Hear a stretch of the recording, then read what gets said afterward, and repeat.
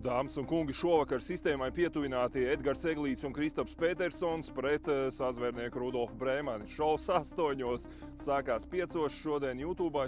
Kur šādi te YouTube var atrast. Es nezinu, kāpēc viņiem savu nosaukums ir šovs 8, ja sākums ir 5, bet visi, kas grib redzēt 200. jubilejas raidījumu, viņiem ir, un viņi mani uzaicināja kā speciālo īpašo vienīgo viesi.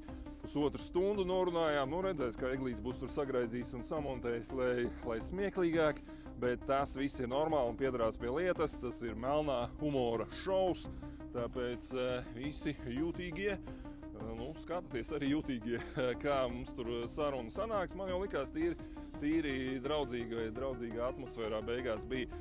Lodzo!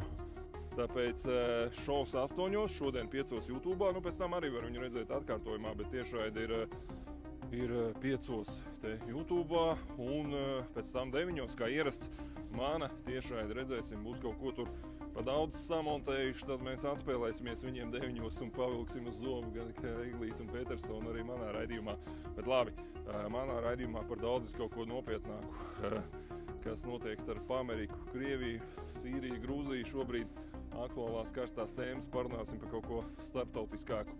Un pat cik pats esmu atgriezies arī no ārzemēm, no sava ceļojuma, tāpēc 9 nopietnāka saruna, bet 5 izklaide, humora šovs ar Kristapu Petersonu un Edgaru Eglīti, šovs 8. Vai tiktu kā vēl 10 šodien ienākt, nezinu.